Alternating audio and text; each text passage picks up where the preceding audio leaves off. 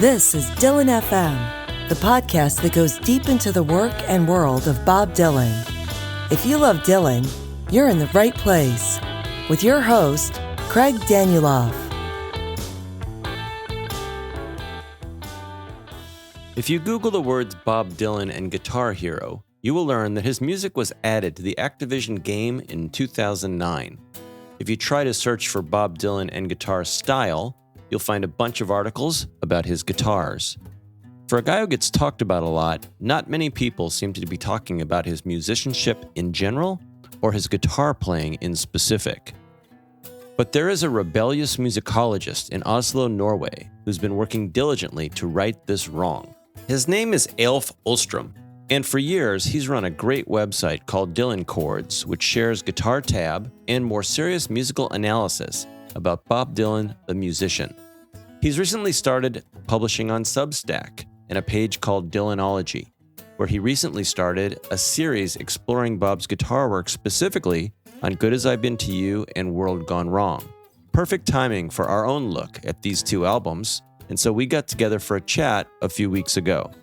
Eyolf has a PhD in musicology and a deep passion for Dylan's work.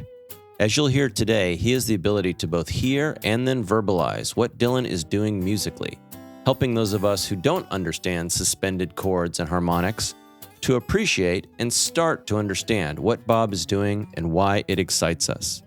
We talked about Bob's guitar playing, how it evolved from his early solo acoustic period through the decades, how it changed on these two albums specifically, and what happened to it from Time Out of Mind forward. We also talked about how Bob plays in concert. More importantly, Eyolf starts to point out and explain some of what Bob is doing that I think most of us don't see or understand and could certainly not name. And like the great Dylan authors who unpack some of what's going on in Bob's lyrics, I think it's fascinating and instructive. We spoke for about an hour and made it through only a few of the points he talks about in those recent Substack articles. I recommend you go read them via the links in our show notes. To hear the full conversation, become an FM Plus subscriber either directly in Apple Podcasts or by visiting fmpods.com. There are now 30 extended episodes of this show for subscribers and a dozen from the Time Out of Mind series that are only available to subscribers. FM Plus members also get access to over 50 Pod Dylan subscriber-only episodes, the newest of which went up this week and is a fun 90-minute discussion of the Band of the Hand movie, which Dylan wrote the theme song for. I hope you'll enjoy this conversation with Eyolf as much as I did, and I hope it inspires you to shift a little more focus during your listening to Bob's guitar and what's going on in the music in general. Please let me know in the comments if you like this kind of beginner's deep dive into the musical side of Dylan. I'd like to do more of them if it's well received. Well, welcome, Eyolf. Thanks for agreeing to talk about World Gone Wrong and Bob Dylan's music and the great work you do on your Dylanology Substack. Well, thanks for having me. We talked about just coincidence. We've been focusing on Good As I've Been to You and World Gone Wrong, and you just dug into it in a couple of great posts on Substack. And what's interesting to me is, as we chatted about an email, that the musical side of Dylan doesn't get as much attention and discussion and especially dissection as the lyrics do. And I don't think that's because the music at all doesn't impact or register with people. I think they lack, I'm speaking for myself here, they lack the ability to describe it or discuss it in a way that they can about lyrics, whether they're qualified or not, maybe on that ground. But the music is just kind of this mystery to most of us. But you clearly have the ability to get inside it and break it down and explain it, which is great. And so we're going to talk a little bit today about how you do that. Maybe just introduce yourself a little bit and how you came to have that skill and how you started bringing it to what Bob Dylan does. Well, okay, I'm a guy from the west coast of Norway, which means that there was nothing like a record store anywhere. So I spent some time looking for the first Dylan album to buy when I was around 15 or 16, and I ended up buying Highway 61, which turned out to be a happy choice. But I've been working my way through, how should I put it, the all kinds of musical worlds, and insisting on. I knew that the Beatles were great, Bob Dylan was good, Beethoven was great, and Bach was good, and there was this French book called "Do You Like Brahms?" So I knew that Brahms was important to. It was important to have an answer to that. So I spent some time. I spent most of my time actually listening to music of all kinds, and eventually I took a PhD in musicology on Gregorian chant, which is quite some distance from Bob Dylan, but maybe not really, because I mean I started. Well, this is actually a segue to "Good as I've Been to You," because that was one of the first albums that I bought after I had been saved, so to speak, and I stood in the record store and listened to the first guitar stuff on Frankie and Johnny, and I was just I was sold. And then when Well Gone Wrong came out the year after, I heard those first really ugly sounds on the title track, and I just thought I have to have that, and I have to understand why it is. And now I come back to what you were saying initially, that most people may be attracted to his lyrics and on some level connect to his music, but they think that you have to have some kind of special understanding to be able to explain that. And I my point of departure has always been, okay, I understand that there's something great here because I'm touched. I may not dance because I'm not that kind of academic, but anyway, I'm touched by it. Ergo, there must be something here that explains that. And since this is all just sound waves, there must be some way to just pick those sound waves apart and say, okay, maybe it's that tone, or maybe it's that little pause in the voice, or that slight inflection, or that tinge of sadness, or whatever it is that makes me want to connect with that. And Good as I've Been to You and Well Gone Wrong, where are I think prime examples of that, because it is so simple, so bare, and so seemingly, what's the word,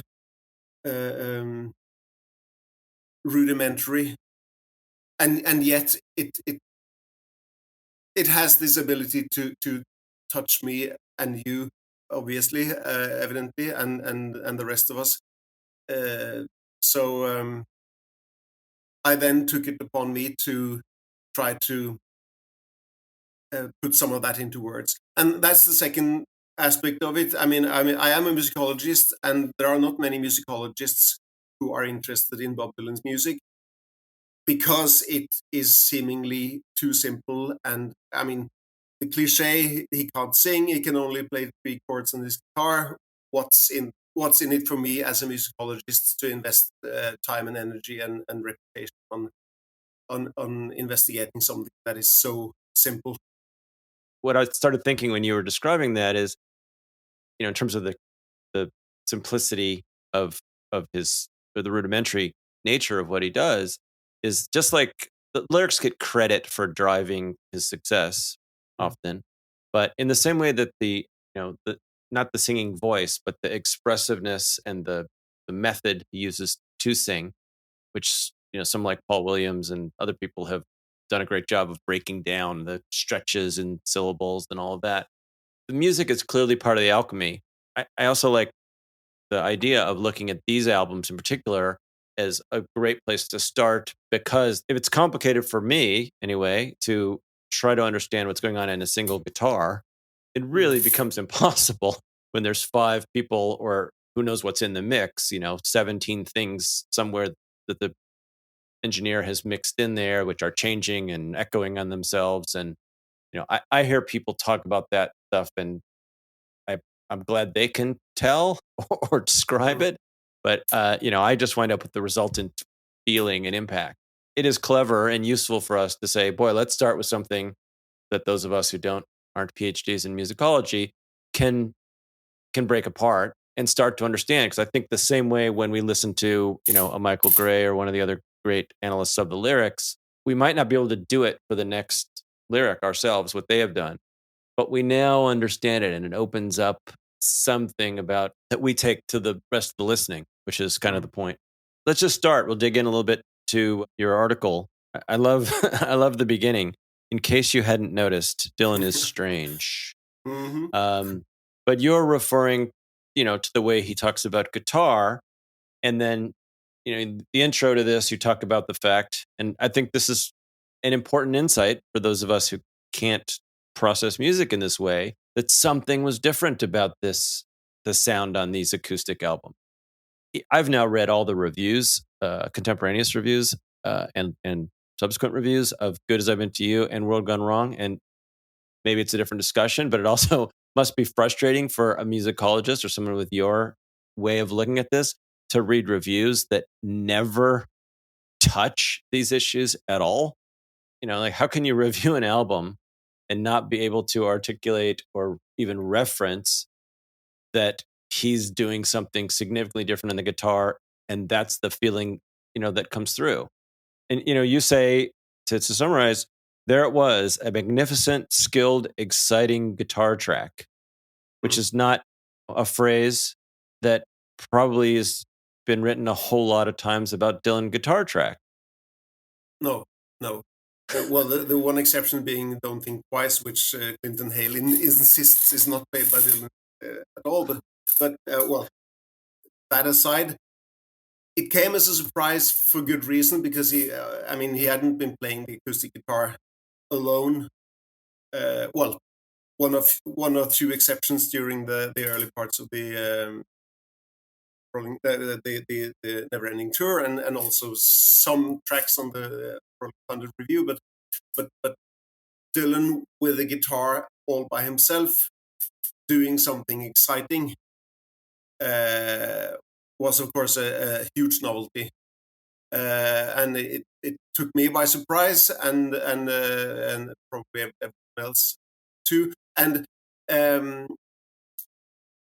you said that I would be frustrated by the lack of reference to that in the reviews. I take that as a reflection of knowledge that those reviewers have but are maybe not aware of. So that when people are thrilled by these albums, it's of course by the lyrics and by the phrasing and so on, but it is also primarily by the music making. I mean, if Dylan had come to New York in 1962 and went out on the street corners in the village and recited his poetry, nobody would have paid him any mind.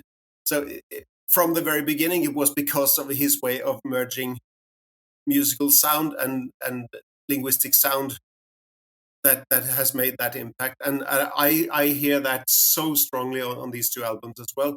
The what I referred to in the second piece as the mess in the message, those little extras that make us recognize this not just as a song, as a stylized expression in with discrete pitches and fixed rhythms, but as an extension of someone, as if someone were just speaking freely and saying something very important to us about little Maggie, or about Delia, or death, or love, or all those things, as if it came straight out of his own mind through his guitar.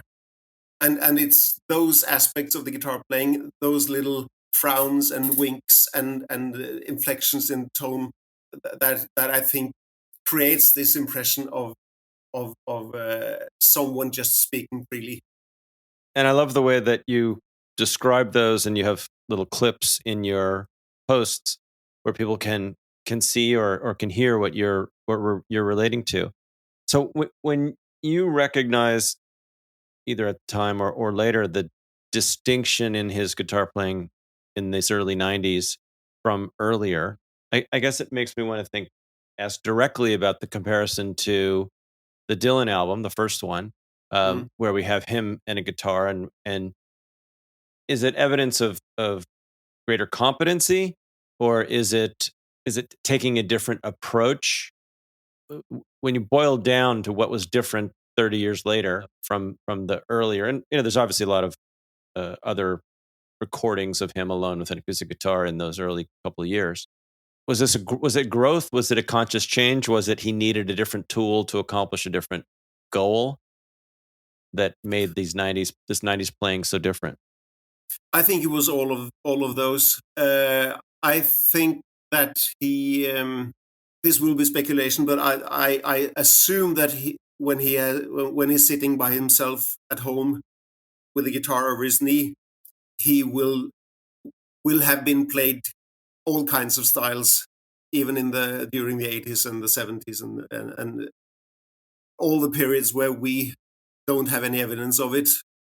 But that aside, I think that the late 80s would have been a period of change for him, and that is one of the points that I've been trying to approach from different angles. For instance, I wrote about Dark Eyes, which has some of the same kind of playing as on these two 90s acoustic albums, in that he is working with these sometimes strange, sometimes or at least unusual shapes, chord shapes for him, up and down the neck. I mean, the guitar playing on Dark Eyes it's just weird.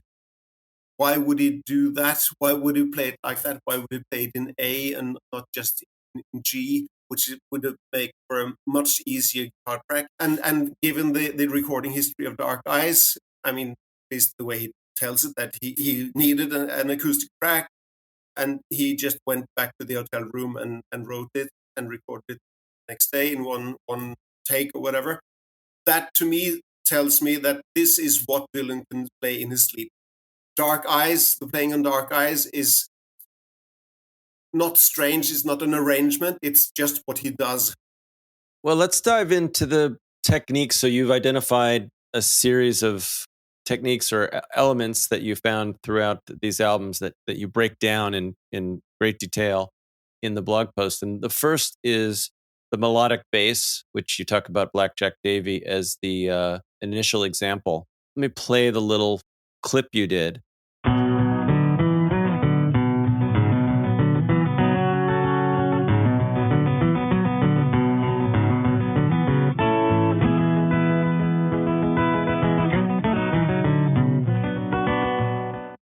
Great first example, and back to our idea that this is, even for me, you can see it's a relatively simple thing. There's not a lot going on. Sounds lovely. It's distinctive. Tell us what you hear in there and what you're pointing out to us that Dylan is doing there. Well, first of all, he is replicating the melody of the song on the bass strings, the lowest part of the I mean, he plays the melody on the bass strings, basically. That's what he does. While doing so, he keeps some of those elements from the early 60s style that you referred to, that the ping pong between the bass strings and the upper strings, where the upper strings are playing the part of the rhythm section. What he does here, in addition to all that, is that the song is in minor, but he plays it in a way that he plays it in with G major chords, but in G minor, which means that there has to become clashes between the open second string, which is a B, and the third of the melody, which is the B flat. So you all constantly have this clash between the B flat on the second deepest string, second lowest string, and the B on the second brightest string, and that is one of the messy things that he does on this track. He doesn't care if two tones that really don't belong together, they are as jarring as any two tones can be together. he doesn't care. He just plays them, completely aware that the playing style is it's not polished. It's rough, and it lacks this regard for beauty. That, I mean, you might see this as his protest against the atrocious 80s mixes on the Empire Burlesque and even those albums that I won't even Knocked Out Loaded and stuff like that. I mean, this is as far from Empire Burlesque as you can possibly get, because he just emphatically doesn't care if it sounds like shit, because that's what he wants. But it's interesting because, well, simplistically, it sounds great, right? Mm-hmm. I mean, in other words, I wonder whether, as you started describing that, my first thought is, well, it sounds like these technically don't go together, or this methodology is unusual in some way, and yet it works. So is one way to look at it to say, well, I don't care what the ingredients are if the final culmination sounds and feels the way I want. This is kind of a perfect way to break this down, because he's, according to you, he's violating these technical things. There's these clashes going on. I would never know that. Well, let's do it this way. When a trained musician, you're a musicologist and you're looking at it through a hell of a microscope. If you casually listened, do you think most knowledgeable music people hear that and kind of, is it a wince? Is it a curiosity? Is it a, damn, that's inventive? Break down those problems and those strangeness a little bit more, because I think it's interesting. And is it reasonable to say he thinks putting these together produces an overall effect that I actually like and intend, so I'm going to do it? Well, to take the last things first, I think definitely he wants it like this. I mean, he wants the rawness, and he wants the, I mean, even from on this liner note to John Baez in Concert, volume, is it 2 or 3, which he wrote about the ugliness of he's sitting there by the railroad tracks and ripping out the grass from the ground, and only ugliness is beautiful. I mean, from the very beginning, he has cherished ugliness as a way of expression, rawness, and as opposed to the polished voice of John Baez before he realized that there was some sorrow and some pain in there somewhere, and then he opened up to beauty as a way of as a true way of expressing oneself. But still, he has always loved ugliness. So that's one first part of the answer. A second aspect of it is what Nassim Taleb, the Lebanese philosopher or whatever it is, refers to as when he talks about it, when you talk to someone on the phone, where there is this slight distortion, that actually enhances understanding or the concentration, because there is this slight amount of dirt or disturbance, which forces you to focus even more on what is being said. And I think that exactly what Dylan is doing by introducing these, or by constantly keeping these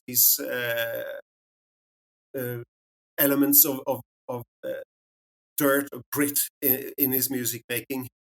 And of course, as a third thing is this protest that I mentioned against the perfect polishedness of the 80s albums and that aesthetic that represents. You asked if musically skilled people will hear the imperfections in the playing, and I will say yes, they hear it, and I will be as bold as to say that you hear it as well. You may not be able to put it into words what it is that you're hearing, but I'm convinced that part of the reason why you like that sound is because there is that dirt in it.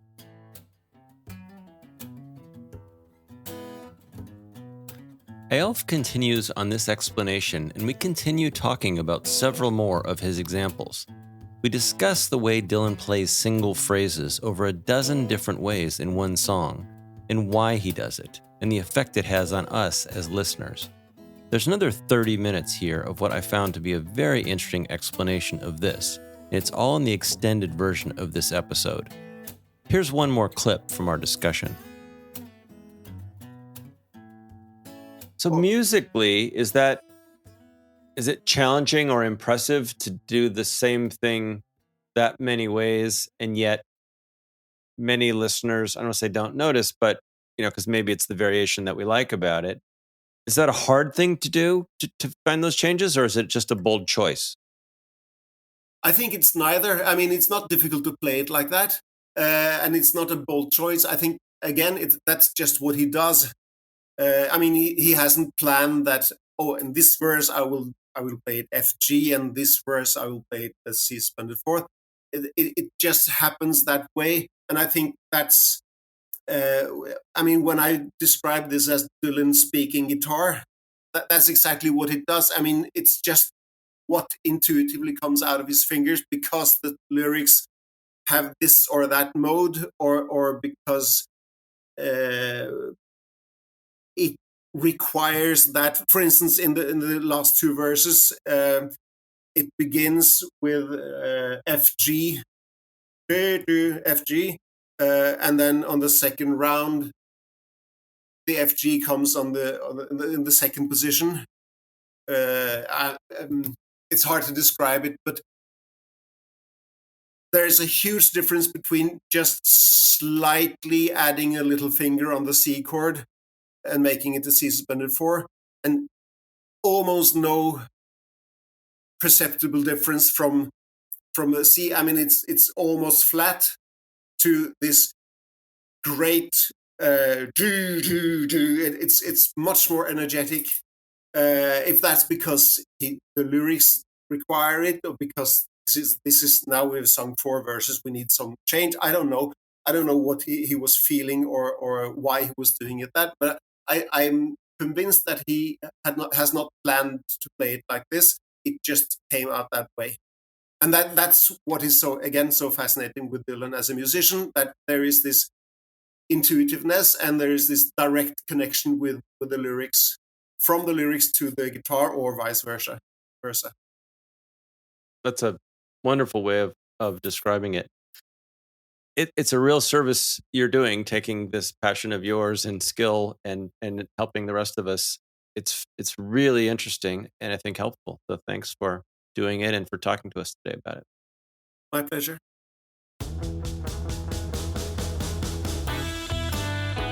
Did you enjoy this show?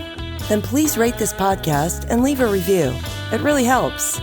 Also, sign up for 7 Days, our free weekly newsletter that puts all the top Bob Dylan news and links into your inbox every Sunday. Use the link in the show notes. Thanks for listening.